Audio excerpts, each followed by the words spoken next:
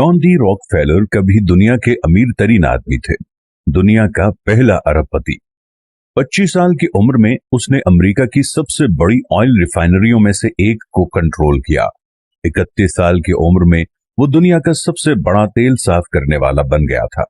38 साल की उम्र में उसने अमेरिका में 90% तेल को साफ किया। 50 तक वो मुल्क का सबसे अमीर तरीन आदमी था।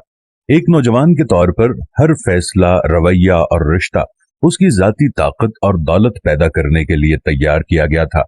लेकिन 53 साल की उम्र में वो बीमार हो गए और उनका पूरा जिस्म दर्द से लरज उठा और उसके सारे बाल झड़ गए।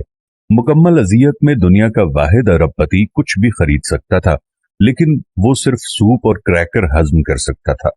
एक साथी ने लिखा, वो हंस नहीं सकता था, मुस्कुरा नहीं सकता था। जिंदगी में कोई भी चीज उसके लिए कोई भी मानी नहीं रखती थी। उसके जाती इंतहाई माहिर डॉक्टरों ने ये पेशन गोई की थी कि वो 1 साल के अंदर अंदर मर जाएगा। वो साल आहिस्ता आहिस्ता गुजर गया।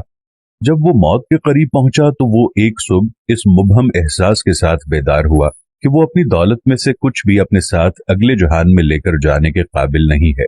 वो आदमी जो कारोबारी दुनिया को कंट्रोल कर सकता था, अचानक ऐसा हुआ कि वो अपनी जिंदगी के कंट्रोल में नहीं है।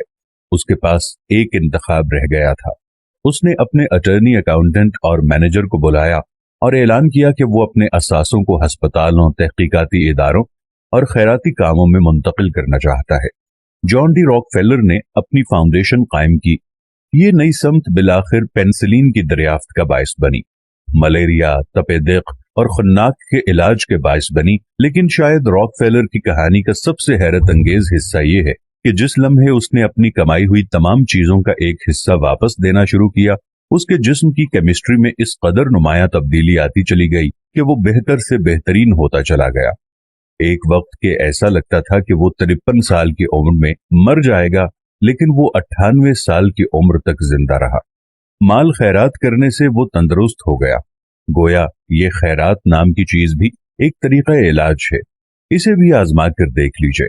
अपनी मौत से पहले उसने अपनी डायरी में लिखा कि सुप्रीम एनर्जी ने मुझे ये सिखाया है कि सब कुछ उसका है और मैं उसकी ख्वाहिशात की तकमील के लिए सिर्फ एक चैनल हूं। मेरी जिंदगी एक तवील खुशगवार छड़ी है। मैंने परेशानी को रास्ते में छोड़ दिया। अब मैं था और मेरा खुदा था। मेरे लिए हर दिन अच्छा था। दुनिया में हर चीज और हर बात का हरफ आखिर सिर्फ और सिर्फ खुदा ताला की जात है। अगर आपने उसकी मर्जी के मुताबिक जीना शुरू कर दिया तो आपकी जिंदगी की तकालीफ कम होना शुरू हो जाएंगी, और अगर आपने उसकी मर्जी के मुताबिक जिंदगी ना गुजारी तो जिंदगी में बहुत सारी बीमारियां, परेशानियां आपके सामने आती रहेंगी।